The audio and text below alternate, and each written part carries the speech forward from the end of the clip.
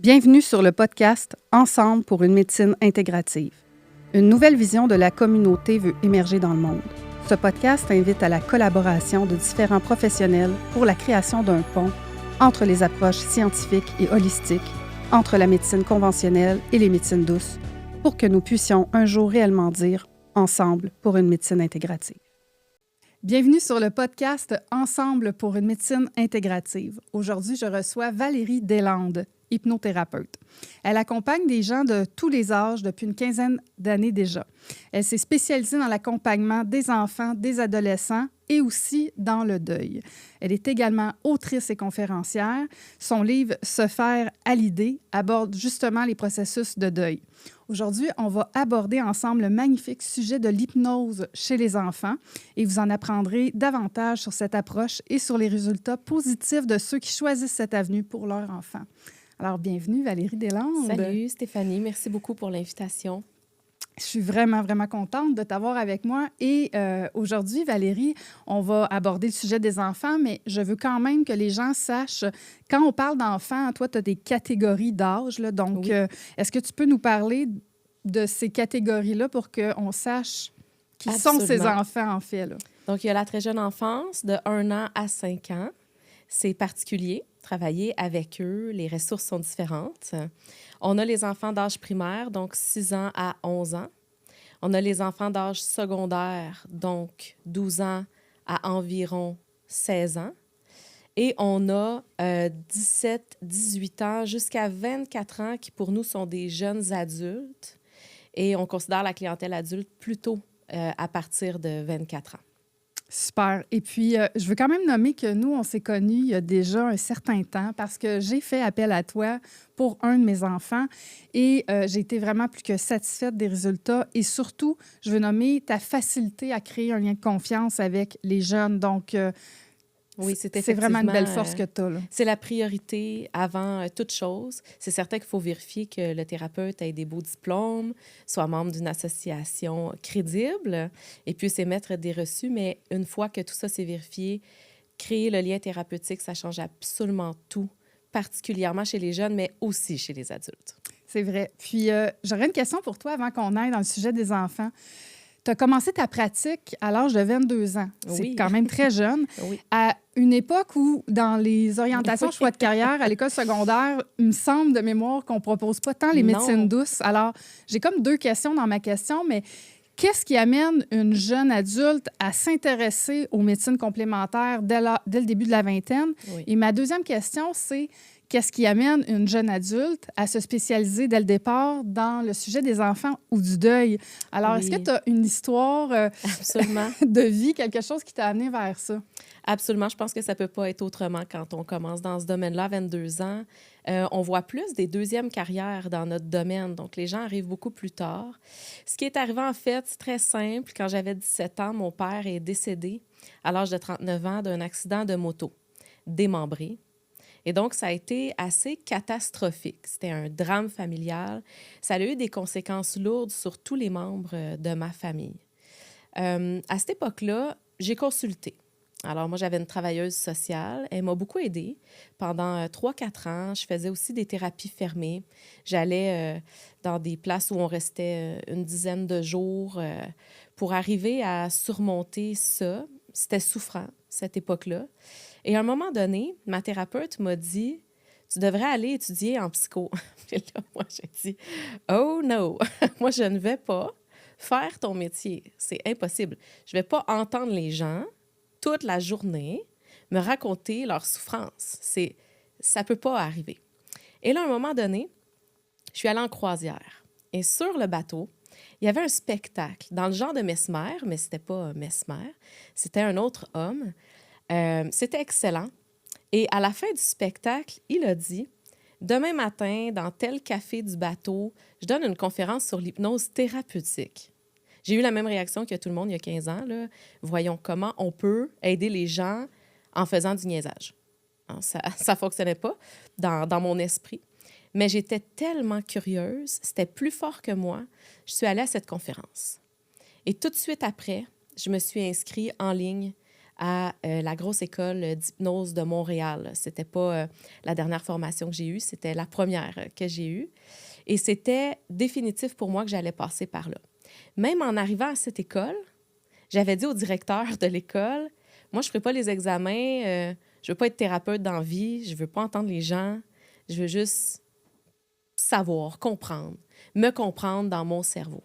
Ma thérapeute du temps m'avait dit, tu aurais besoin de te faire expliquer comment tu fonctionnes, mais sans que la personne qui te l'explique sache qu'on parle de toi. Tu ne pourras pas t'obstiner comme ça. Tu vas juste pouvoir apprendre par en dedans de toi. Et donc, ça a pris 3 mois environ que j'ai commencé l'école d'hypnose, que j'allais mieux. J'allais mieux, je faisais plus d'anxiété. Tout d'un coup, j'avais du bonheur.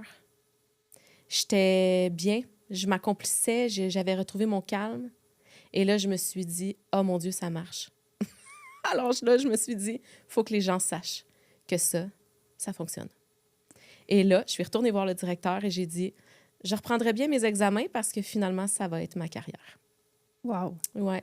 Puis, je veux dire, je suis vraiment sensible à ce que tu as partagé quand même sur l'histoire de ton père. Là. C'est quand même un certain gros traumatisme. Oui, c'est un gros morceau. Je suis heureuse aujourd'hui de pouvoir dire que j'en ai fait quelque chose d'utile. C'est ce que je souhaite aux gens qui vivent des grosses épreuves, de pouvoir surmonter, accepter, mais aussi honorer, rendre utile, utiliser la force qui vient de cette expérience qui est, somme toute, très précieuse, qui recadre beaucoup, beaucoup de choses dans notre vision de la vie. Alors, je les accompagne à travers ça. Et justement, j'ai commencé ma carrière spécialisée dans le deuil parce que c'était mon souhait d'aider les gens qui vivaient des deuils. Mais ce qui est arrivé, c'est qu'à 22 ans, quand j'ouvrais la porte de ma salle d'attente, bien, j'avais l'air d'une fille de 22 ans. Oui, OK. Avec la crédibilité de la jeunesse. Exactement. Et donc, certains adultes plus âgés que moi, qui pouvaient avoir l'âge de mes parents ou de mes grands-parents, ils n'étaient pas certains, quand j'ouvrais ma porte, que c'était le profil de thérapeute qu'ils recherchaient. Ce que ça l'a fait, c'est que par la force des choses, je me suis mis à remplir mon bureau d'enfants. Parce que les parents, ils étaient d'accord que leur enfant de 6 ans, 15 ans, voit une thérapeute jeune. Parce que le lien de confiance, justement, là, s'établissait presque instantanément, sans que j'aie aucun effort à faire pour ça. On avait une barrière de moins grâce à l'âge, parce que ça compte. L'enfant, il te regarde, il te voit. Il est capable de te trouver vieux ou jeune. Il est capable de faire ça. C'est comme ça devient une force naturelle. Oui. Même si tu n'as pas de contrôle sur ton âge. Non, exactement. C'était comme un bel acquis qui est arrivé comme ça. Et là, ben, comme l'hypnose fonctionne très bien avec les enfants, parce qu'un enfant qui consulte n'a pas nécessairement une histoire à raconter. Ils ne savent pas pourquoi ils ont leurs difficultés. Alors, eux, ils ne veulent pas parler, ou ils veulent bien, mais ils ne savent pas quoi dire.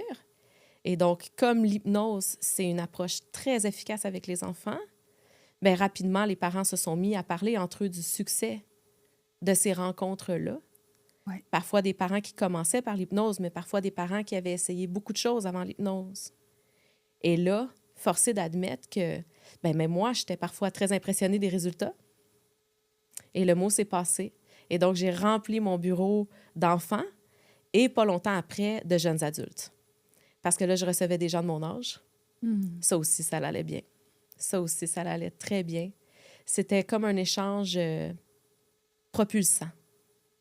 Les jeunes adultes, on ne fait pas juste de l'hypnose. Eux, ils ont besoin un peu plus de réponses à leurs questions. Il y a plus d'accompagnement thérapeutique avec les jeunes adultes. Ils en ont des choses à dire, puis ils en ont des questions à poser. Et donc, ça aussi, c'est une clientèle que j'aime encore énormément. C'est des clients que tu sens que la différence qui se fait, elle peut être significative à plusieurs niveaux.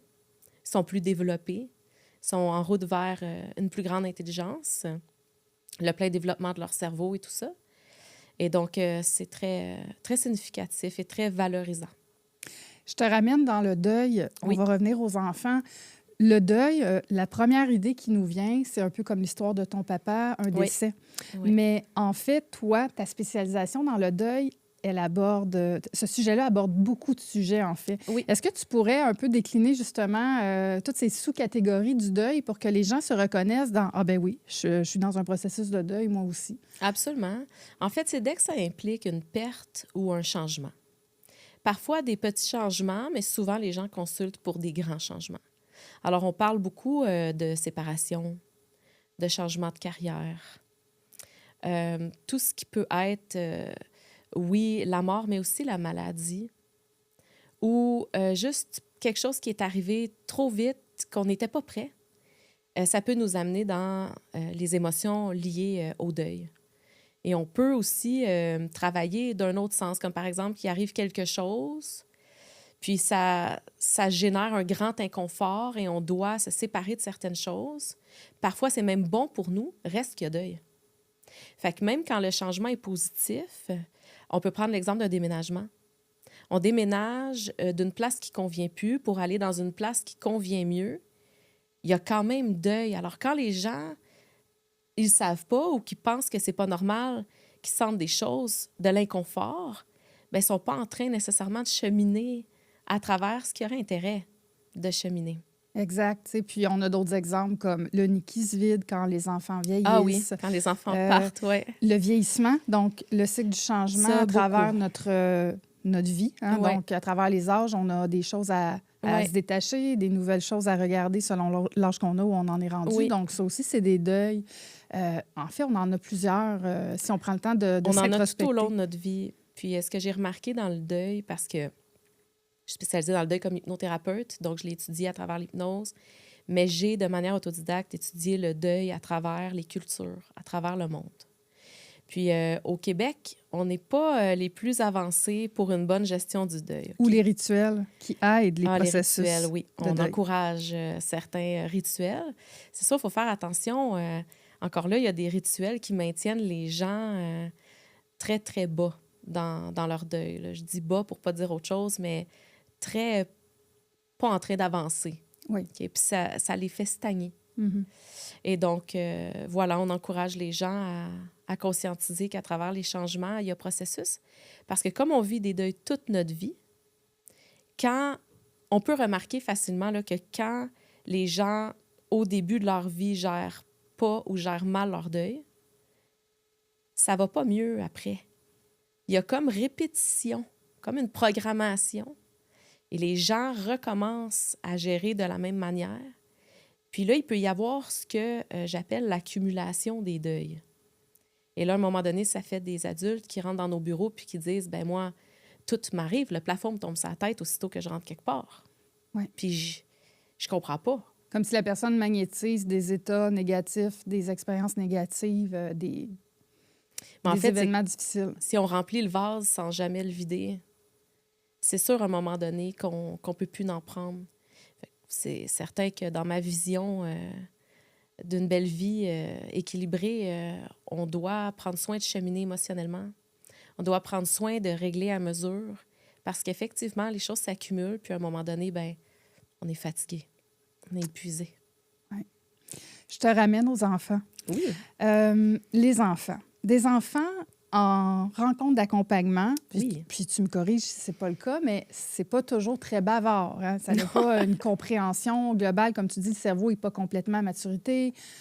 Tout n'est pas là pour avoir des grandes conversations. Même chez un adolescent, parfois, ils sont plus introvertis, ont plus de résistance. Pas tous, mais il y en a que c'est ça. Oui. Alors, premièrement, j'aimerais t'entendre sur comment ça se passe, une rencontre d'accompagnement avec un jeune. Oui. Dû justement à cette maturité émotionnelle, leur capacité à mettre en mots. Oui. Et aussi, les sujets divers qui peuvent être vus en rencontre avec des enfants. C'est ça. Donc, si tu veux nous en dire plus là-dessus, ça serait intéressant de t'entendre. Absolument. D'abord, il faut savoir qu'avant de rencontrer un enfant, donc là, je parle surtout 12 ans et moins, OK? Il y a une grande préparation. Même, je devrais dire 13 ans et moins, parce qu'à 14 ans, il y a des lois qui changent. OK? Alors, 13 ans et moins, la préparation, elle est importante. Alors, nous, on exige une rencontre parentale. Ce que ça fait, cette rencontre-là, c'est que le parent peut tout nous dire sans humilier son enfant. Parce que l'enfant, c'est pas que nous, on a une capacité de compréhension puis qu'on a déjà entendu ça avant.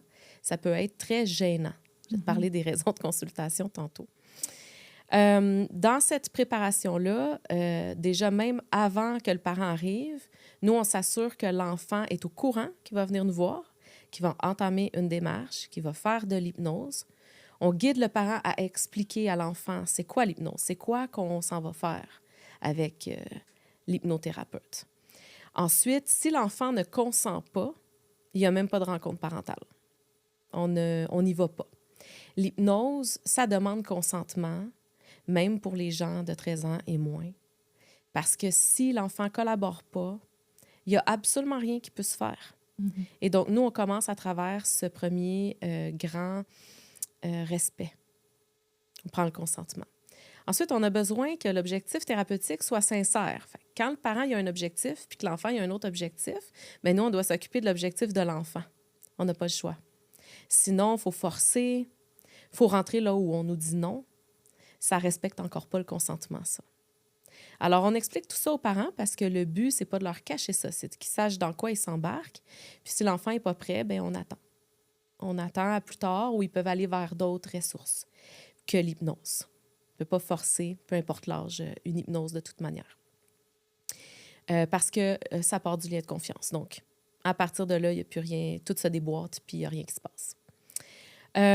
Ensuite, on explique aux parents comment va se passer la rencontre avec l'enfant. Tout dépendant de l'âge de l'enfant. Parfois, le parent reste avec nous dans le bureau. Souvent, non.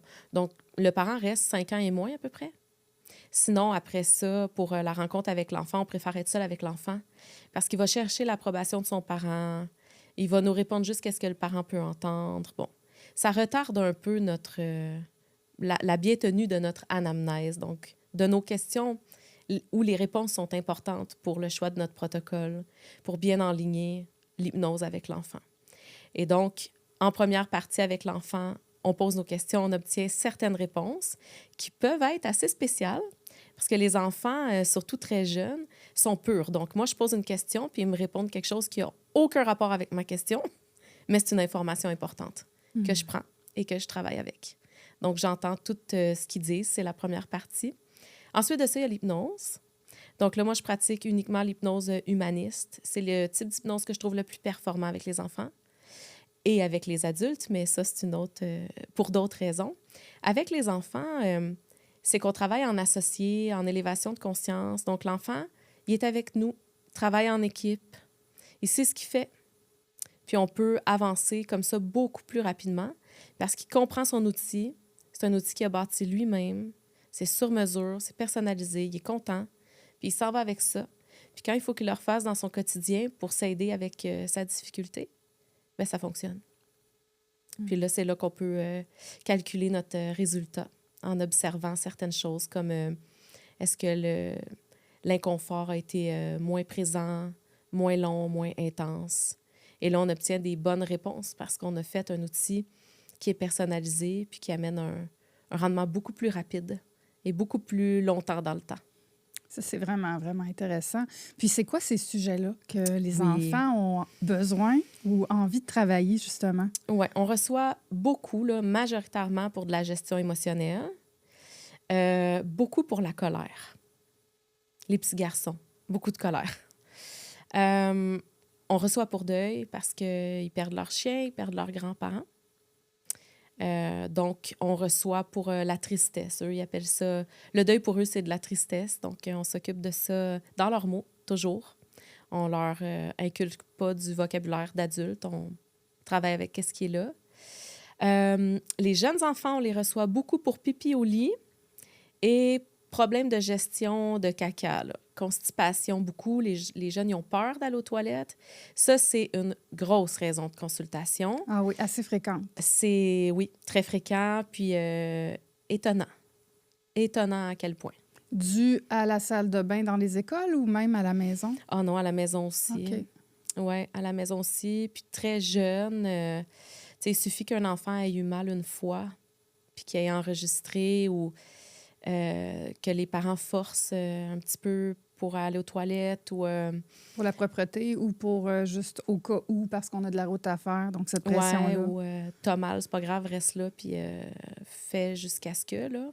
Ça, on en voit beaucoup. C'est sûr aussi, on a des enfants autistes qui adorent l'hypnose. Eux autres, c'est une autre chose. Ils se cachent pour faire caca, eux autres, des fois dans le garde-robe ou des choses comme ça. Fait que ça, là, je te dirais, la petite enfance, là, tout ce qui a rapport aux toilettes, là, on reçoit beaucoup pour ça. Parce qu'il n'y a pas grand-chose à faire pour ça, juste en parlant. Non, c'est ça, exactement. Donc, l'hypnose devient tout indiqué pour ce genre de choses-là.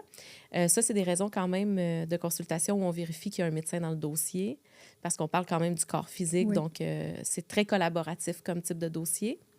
Sinon, la concentration à l'école, la performance dans le sport, ça, c'est les raisons qu'on reçoit beaucoup. Le lien avec la maman, ça arrive. Les enfants qui refusent d'aller à la garderie, les enfants qui refusent d'aller dormir dans leur lit, ça peut nous amener à travailler des liens. Ça, c'est intéressant aussi. C'est très soulageant. Souvent, il y a des peurs en arrière de ça. On reçoit beaucoup les enfants pour la peur. Toutes sortes de peurs. Toutes sortes de peurs, oui, absolument. La peur des chiens, beaucoup. La peur de l'avion. La peur des serpents, assez fréquent. Même au Québec? Ah oui, absolument. Là, les petites couleuvres sur le bord de l'eau, on en entend parler régulièrement.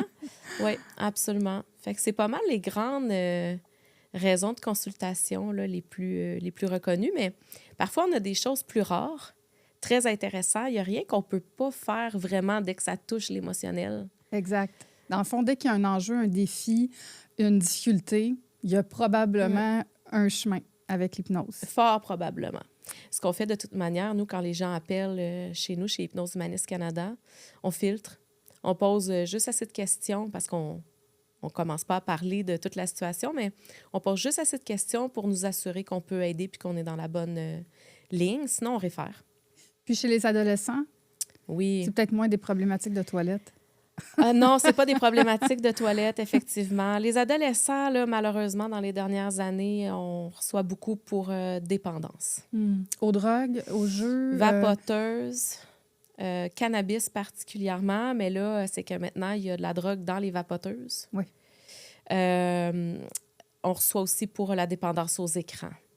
Ça, c'est des clients un petit peu plus difficiles parce que c'est limite qui ont le goût d'être là.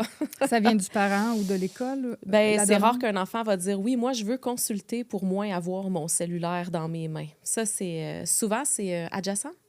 Oui. Fait qu'il rentre pour, mettons, stress, gestion de stress. Puis, finalement, on finit par aborder les écrans. On a des gros enjeux d'estime au niveau des adolescentes. Quand même assez... Important. Ah oui, c'est important, effectivement. Ça, c'est des clientes que j'aime beaucoup. Puis j'imagine qu'avec les adolescentes, adolescents inclus, il y a un petit peu plus de dialogue. Oui. Au-delà de l'hypnose, Oui. parce qu'on s'entend de ton accompagnement, comme tu as nommé, il y a toujours une partie où il va y avoir une discussion, Ouais. de la relation d'aide, peut-être du coaching, Oui. avant d'aller dans la partie de l'outil de l'hypnose. Alors, j'imagine bien qu'avec des ados, tu as un peu plus le feedback de l'histoire, de la vie, de son quotidien. Là. Absolument. Beaucoup de recadrage. C'est-à-dire qu'à travers les discussions, les adolescents vont vraiment bien formuler leurs croyances, limitantes ou aidantes. Puis, il y a du recadrage à faire beaucoup parce qu'ils ont déjà une opinion de la vie basée sur leur petite expérience de vie qui, pour eux, c'est tout ce qu'ils connaissent. Et donc, oui, on y travaille. Eux autres on jase plus avec eux autres. Il y a plus de temps d'échange verbal avant l'hypnose. Puis souvent, ils aiment plus ça que l'hypnose. C'est le bout qu'elles aiment, l'échange, en fait, d'être écoutées sans jugement. Oui, puis de pouvoir avoir une réponse neutre. Parce qu'à l'adolescence, l'opinion de nos parents, des fois, il y a beaucoup d'adolescents qui me disent « Ah, tu dis la même chose que ma mère. » Mais ça passe parce que c'est toi. Ça passe parce que c'est moi. Ben oui. Puis c'est ça un peu le but. Hein? Il y a toute une dynamique derrière les consultations des adolescents. Puis ben, c'est beau de contribuer à une dynamique familiale, à toute une maison, juste en parlant à l'ado. Oui, c'est super. C'est une belle clientèle. Très respectueuse, hein? Oui. Ils sont très respectueux, les adolescents. Oui. Oui, absolument. Ils sont comme reconnaissants, mais ils ne savent pas. mais il démontre. C'est beau. C'est magnifique, ça. Ça, c'est de toute beauté. Les adultes savent comment dire merci, ça a généré tel changement, mais les adolescents ne savent pas, mais ils sont comme « Oh oui, oui. » Ils sont comme ça, ouais. Pour celles ou ceux qui nous écoutent, Valérie, puis qui se poseraient la question, mais combien de temps ça prend tout ça? Puis je le sais qu'il n'y a jamais de promesse dans les métiers d'accompagnement, peu importe notre approche, hein. Mais il reste que parfois, on observe quand même une certaine moyenne. Oui. Alors, est-ce que tu pourrais t'avancer sur ça pour, par exemple, un parent qui aurait envie de peut-être amener de l'aide à son enfant avec cette approche-là? On peut s'attendre à combien de séances pour des résultats? Oui, je peux m'avancer un petit peu. Plus l'enfant est jeune, moins c'est long. C'est direct. J'aurai des exemples pour toi tantôt, si tu veux. Il faut donc calculer 2 rencontres, incluant la rencontre parentale. Et donc, je vois le parent une fois. Je mets tout l'effort sur la préparation. Je rencontre l'enfant une seule fois.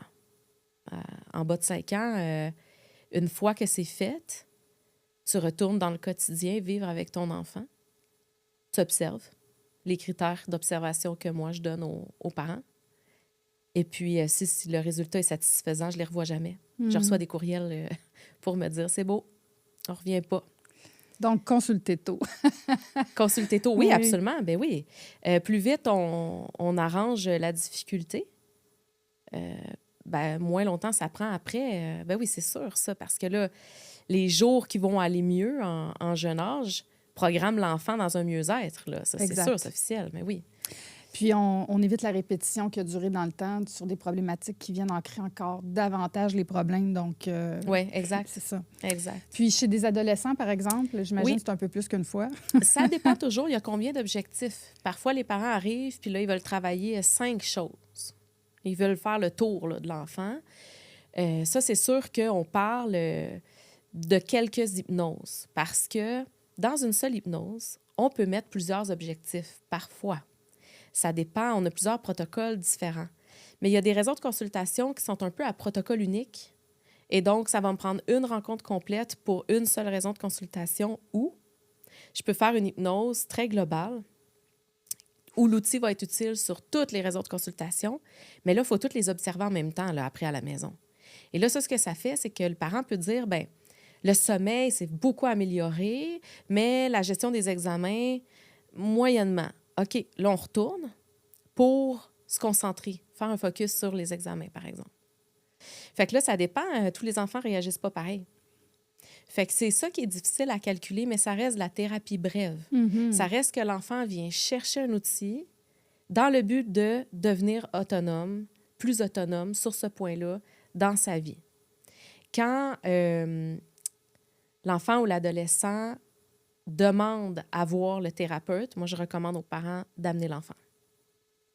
Ça arrive parfois que l'enfant change de phase de vie ou vit une nouvelle situation et l'enfant va repenser à là où il y a eu soulagement.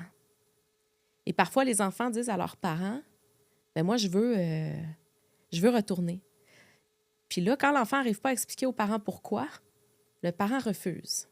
Moi, je revois l'enfant plus tard qui dit « Ça fait 1 an que je demande à te voir. » Et j'aurais aimé ça, moi, le voir 1 an avant. Explique-moi, Valérie. C'est sûr, moi, je suis une maman dans les métiers d'accompagnement. Un de mes enfants me dirait une demande comme ça, j'ai appelé dans la semaine. Oui. Qu'est-ce qui, selon toi, pourrait expliquer que des parents sont réticents alors qu'ils ont vu l'impact positif de l'accompagnement? Est-ce que tu as de l'information là-dessus? Oui, il y a deux grandes réponses que je peux te donner. Parfois, le parent ne voit pas le symptôme. Alors, j'ai déjà une ado qui est rentrée dans mon bureau. Elle avait peut-être 14 ans, me semble. Elle me dit, « Ben là, aujourd'hui, ma mère veut qu'on travaille sur mon stress, mais elle veut pas qu'on travaille sur le deuil de mon grand-père. » J'avais trouvé ça triste parce que la rencontre d'avant, c'était clair pour la petite et pour moi qu'il y avait un travail à faire pour le deuil du grand-père. Et là, l'argument, c'était l'argent. Alors qu'en une rencontre, on peut soulager un deuil. C'est pas cher payé pour soulager un enfant. Fait que c'est les 2 principaux arguments. Le parent voit pas Dans ce cas-ci, le parent avait dit à sa fille, « Ben, tu pleures plus. » Puis ça coûte cher. Fait que non. Mais tu peux y aller pour ton stress à l'école. Là, ça, tes examens s'en viennent. Là, ça, je suis prête à payer pour ça. Je trouve que c'est... Étant donné qu'on est thérapie brève puis qu'on voit les gens juste aux besoins, c'est tout le temps juste une rencontre à la fois, nous. Et là, c'est le thérapeute qui peut dire, ben oui, si telle chose, aujourd'hui, j'ai pas eu le temps d'aborder tel objectif ou je pouvais pas le mixer avec le reste, ou je recommande une deuxième rencontre, ça arrive. Après, quand l'enfant, même, tu sais, les ados, ils leur demandent beaucoup de nous voir. Les enfants le demandent plus rarement, mais quand un enfant demande ça, donc, je retourne à 13 ans et moins, là, quand il demande, quelle belle porte ouverte. Oui. Ah oui, selon moi, il faut y aller. Complètement dans l'ouverture, la collaboration. Ah oui. Puis un enfant est hyper perméable au changement puis à l'amélioration. Ah oui, fait qu'il ouvre une grande porte. Tout est disposé à ce que ça fonctionne. Faisons fonctionner ça. Ça, c'est ma meilleure recommandation pour les parents qui écoutent. Quand l'enfant, ça vient de lui, là, c'est le temps. Parce qu'ils se développent très vite, hein, dans leur cerveau. Les choses changent vite. Ils vivent tellement de choses à l'école qu'ils ne nous racontent pas. Puis ils vivent du rejet, des conflits. Ils en vivent des affaires à l'école, là. Je m'amuse à appeler l'école la jungle. Oui, moi aussi, c'est le mot que j'utilise, la jungle. Il y a beaucoup de choses qui se passent à l'école. Puis nos enfants, ils mettent ça quelque part, puis ils oublient de nous raconter certains aspects de leur journée. Ah, il y en a des choses. Après, ils sont ouverts à se soulager. Moi, je dis bravo à tous ces enfants-là. Puis s'ils ont un thérapeute qui travaille bien, ça va vite. C'est magnifique. En tout cas, tu es très inspirante. Hein? Je veux juste te nommer. Tu inspires beaucoup de confiance. Merci. Oui. Je t'amènerai dans tes histoires. Évidemment, on va s'assurer de préserver la confidentialité, l'éthique. Oui, bien sûr. Et je le sais que tu es très éthique. Aucun problème. Alors, j'aimerais ça t'entendre sur des histoires de cas, peut-être des trucs inusités, des histoires... Oui, j'ai intéressantes, passionnantes, peu importe. Je pense que tu en as préparé quelques-unes pour nous. J'ai pensé à trois petits cas pour vous qui sont vraiment intéressants, que quand je regarde ma carrière avec du recul, il s'est passé des choses parfois surprenantes dans mes 15 ans de carrière. Alors, puis les enfants sont surprenants, donc ils nous laissent des beaux souvenirs. J'ai goût de commencer avec un enfant d'1 an qui s'est mis à mordre sa mère quand la mère a quitté le père. Alors là, contexte, 1 an, je comprends même pas ce que la petite dit. Okay? C'est quand même particulier comme contexte thérapeutique. Alors, la mère, qui faisait partie indirectement du problème ou directement, ça dépend comment on regarde ça, elle était avec nous dans le bureau. Alors là, on pouvait toucher la dynamique, on pouvait vraiment travailler en live, là. C'était tout disposé pour ça. Et donc, avec cette petite-là, ce que j'ai fait une rencontre parentale. Et quand la petite est arrivée, moi, j'avais choisi de la faire pro bono, sans frais. Parce qu'à 1 an, même moi... T'étais pas sûre du résultat? Sans être incertaine, c'était pas des doutes, c'était plus... Si jamais 1 an, finalement, moi, je trouve que c'est trop jeune, bien, il n'y a pas de pression, il n'y a pas de déception. On l'essaie, tu sais, on le fait. On le fait au mieux, mais sans attente, là, parce que là, commence à être jeune, tu sais, pour changer un programme. Là. Ben, 1 an, c'est un bébé, là, on va se le dire. Oui, là. c'est un bébé. Elle tenait sur ses 2 jambes, mais je ne comprenais absolument rien de son langage. Heureusement, la mère comprenait son langage, donc elle me traduisait. C'était comme une autre langue. C'était très, très intéressant. Puis c'était joyeux. C'était une rencontre amusante. Donc, on était dans un esprit très ludique. Moi, je peux devenir, là, je suis calme, là, mais je peux devenir très théâtrale.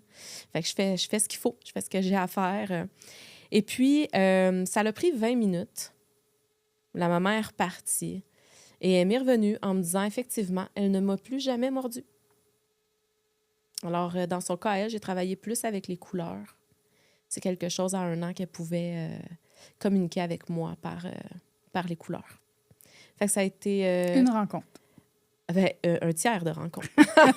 Une mini-rencontre, oui. Plus le temps que la mère a mis là-dedans, oui. Très intéressant. Oui, ça, c'était une belle petite... C'est le fun de changer la vie de quelqu'un à 1 an. Ça change tout. Ça l'a changé. Leur relation, à partir de là, on a pu constater que la petite se sentait mieux, que c'était plus agréable pour la mère. C'est beaucoup de changements en peu de temps, ça. Ça fait beaucoup de bien. Sinon, il est arrivé un truc qui m'a émotionnellement un peu, comment je pourrais dire, impressionnée. J'étais impressionnée. Environ 5 ans, cet enfant-là avait peur de dormir seul dans sa chambre dans le noir la nuit. Donc, c'était difficile au coucher. Ça a l'air d'une raison de base, une raison de consultation vraiment tout ce qu'il y a de plus normal. Mais pendant l'hypnose, la petite fille me dit « J'ai une boule de poil dans le ventre ». Il faut comprendre qu'en hypnose humaniste, on travaille avec des symboles, donc une boule de poil dans le ventre, parfait. Et là, à un moment donné, elle ouvre ses yeux, puis elle me dit « Non, mais moi, j'ai vraiment une boule de poil dans le ventre. » OK. Et là, elle m'explique que le soir, pour se réconforter, elle mange les poils de son toutou. Alors là, comme elle était toute petite, je l'ai dit à la mère. Ça, c'est un peu comme du pica. Je sais sais qu'on ne va pas dans le trop. diagnostic, là, mais quand on mange des choses qu'on ne devrait pas manger. Mais, oui, c'est ça. Non, effectivement, je ne peux pas me formuler c'est ça. là-dessus parce que pour moi, ça n'a pas d'importance. Hein? Oui. Là, on vient de me donner une information privilégiée d'une importance capitale qui peut s'avérer vraie ou fausse parce qu'elle a 5 ans, parce qu'elle peut être en train de jouer, parce qu'elle peut être en train de dire autre chose que ce qu'elle dit. Alors, j'ai passé l'information à la mère. La mère me dit, ben là, elle se plaint de maux de ventre depuis quelque temps. Ah, OK. La mère est allée voir le docteur et ils ont trouvé une véritable boule de poil dans son estomac qu'ils ont retirée. Et le docteur a dit à la mère, on ne saura jamais si cet hypnothérapeute a sauvé la vie de ton enfant. Quand même, hein? Ça me fait ça c'est un cas. Ouais, ça, c'est autre chose. Ouais. Parce qu'à 5 ans, il parle. Il parle. Tu sais jamais, c'est ce qu'ils disent, c'est au niveau 1, au niveau 2. Tu sais pas trop à quel degré tu dois prendre les propos, mais on est à l'écoute. Ça fait partie de notre travail d'entendre ça. C'est magnifique. Oui, ça m'a impressionné. Puis, ça nous renvoie, je sais que là, je repasse sur le podcast Ensemble pour une médecine intégrative, mais ça refait l'importance du pont entre les médecines parce que tu vois, même ce médecin-là a pu reconnaître que ça a été détecté parce que cet enfant-là a parlé durant sa séance dans un métier d'accompagnement. Oui, et d'ailleurs... Puis toi, tu as référé au médecin? Oui, j'ai référé au médecin. Ça fait partie de mon travail à moi. On doit faire ça. On ne doit pas tout prendre pour nous. Là. Il y a beaucoup de sphères de notre travail. On entend des choses. On peut référer aux bonnes places rapidement. Là. Dans mon cas, c'est devenu un réflexe. Là. Bien, ça le vaut pour pas mal toutes les approches des métiers d'accompagnement quand c'est des écoles bien éthiques. Il faut juste le faire après. Oui, exact. C'est d'une grande importance. Aussi, les médecins commencent à comprendre que l'hypnose peut changer les choses. Nous, on est référés chez Hypnose Humaniste Canada par des médecins, par des neuropsychologues, par des physiothérapeutes. Il y a beaucoup de gens qui commencent à connaître et s'intéresser à l'hypnose. Encore faut-il trouver un hypnothérapeute, justement, qui connaît bien son métier, qui connaît bien son éthique, qui a des références, qui collabore. C'est là que ça a toute sa valeur. Oui, exact. Moi, c'était même une psychologue qui m'avait référé vers Hypnose Humaniste Canada pour de l'accompagnement et envers un de mes proches, en sachant très bien que c'est une thérapeute des médecines douces. Oui, alternative. Oui, on est en complémentarité. On le sait qu'on est une approche complémentaire, on l'accepte. Oui. On travaille en fonction de ça. Et force est d'admettre qu'avec le temps, je donne raison à ce concept. Oui. En me plaçant en complémentarité, j'échappe à rien. Exact. Je prends l'information qui vient de la médecine ou je renvoie vers la médecine, puis on trouve d'autres choses. Puis quand tout le monde collabore, traditionnel et alternatif, moi, j'ai constaté que c'est payant, très payant pour le client. Oui. Puis c'est ça qui va créer de toute façon le lien de confiance entre les médecines. Donc, on a tout intérêt à le faire de cette façon-là pour faire évoluer, puis aussi pour les gens, pour ceux qui consultent. Oui, parce que la majorité de nos clients ont des psychologues. Hein? Mm-hmm. Les gens viennent faire une trempette en hypnose. Puis là, ils viennent chercher leur outil, ils continuent leur chemin. Ils savent faire la différence parce que les psychologues l'expliquent et parce que nous, on l'explique. Ils savent faire la différence entre les deux et ils nous utilisent en ciblant leurs demandes. Mm-hmm. Puis ça, c'est bien. Fait qu'on fait beaucoup d'éducation. Puis ça éduque bien, les gens comprennent. Super. As-tu une dernière Ben oui, histoire? la dernière petite histoire que j'avais préparée pour vous, c'est une petite fille qui ne faisait pas caca. Alors, elle était prise à aller à Sainte-Justine faire des lavements régulièrement. Là, il faut comprendre que ça, pour un enfant, c'est pas agréable. Et dans ce dossier-là, il y avait 6 ou 7 intervenants. Des ergots, des ostéos, une nutritionniste, des docteurs, puis je me souviens pas des autres. On était beaucoup. Et là, moi, j'étais un peu comme en dernier, là. Ils avaient déjà fait beaucoup de choses, là, les parents. Et quand je l'ai reçue, cette petite fille-là, pendant l'hypnose, qui était pour le caca, elle s'est levée. Elle était très petite, elle, 3 ans. Elle s'est levée, puis elle est partie en courant. Elle m'a dit « Je m'en vais aux toilettes. » La maman qui était là, j'ai dit « Ben là, celui-là, va gérer ça. Vous me direz qu'est-ce qui s'est passé quand vous reviendrez. » Ça a pris quand même un bon 10 minutes, son revenu. Puis, elle avait fait seulement pipi. Alors, moi, je demande à l'enfant « À quelle heure aujourd'hui tu vas faire caca? » Et elle me répond « À midi. » De tout son naturel, à midi. Alors, la mère m'aurait écrit dans l'après-midi. La petite a effectivement fait caca à midi. Et c'est ça l'hypnose, c'est que... Ça, c'est de la programmation. Ah oui, il suffit d'être avec la bonne question au bon moment, prendre ce qui est là, travailler avec. Et les enfants sont merveilleux pour ça. C'est une question qui passe moins bien avec les adultes. Mais avec elle, c'était tout naturel de me répondre. Et elle savait qu'elle allait faire caca à midi. Ouais. Que c'est beau. Elle aussi, elle va bien maintenant. Ouais. Dis-moi, Valérie, avant qu'on termine, est-ce que tu aimerais ajouter quelque chose, partager une information, quelque chose qui est important selon toi pour ceux qui écoutent, peu importe, ou tu as fait le tour de ce que tu avais besoin, envie de livrer aujourd'hui? Ben, j'ai pas mal fait le tour, mais je peux quand même laisser un petit commentaire par rapport au fait que si vous avez quelque chose que vous avez envie de soulager, sachez que ça peut se faire en très peu de temps. Ça vaut le déplacement. Ça vaut le déplacement. Ouais. Merci beaucoup d'avoir accepté l'invitation. Je trouve ça important qu'on enseigne, qu'on éduque les gens. Et un podcast comme ça permet justement de venir informer, éduquer, amener des connaissances nouvelles, différentes. Et ça peut inspirer, puis ça peut donner, en fait, le petit truc qui manque. Des fois, il y a des gens qui avaient besoin d'entendre ça exactement aujourd'hui. Donc, merci pour cette générosité de ton temps Avec et plaisir. de tout ton contenu qui était vraiment, vraiment intéressant. Merci à toi. Alors, voilà. Sinon, advenant que quelqu'un aimerait te consulter, je sais que tu es déjà très, très, très rempli dans l'horaire, mais peut-être qu'il y a des petites listes d'attente. Sinon, tu as des collègues. Ben oui, on est une équipe, nous. On est une équipe chez Hypnose Humaniste Canada. Il y a une école de formation et on est aussi un centre de référence pour recevoir les gens en hypnose humaniste seulement. Donc, on est 3 thérapeutes, femmes, très appréciées de notre communauté qui recevons les gens.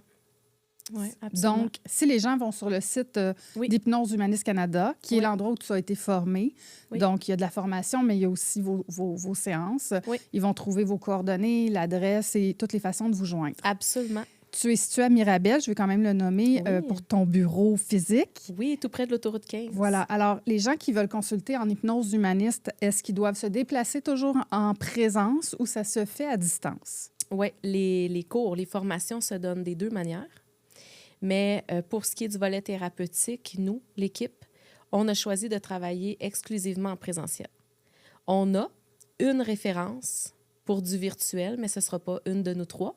Ça demeure quelqu'un qui fait de l'hypnose humaniste et qui a l'équipement requis pour pouvoir faire des rencontres professionnelles en virtuel.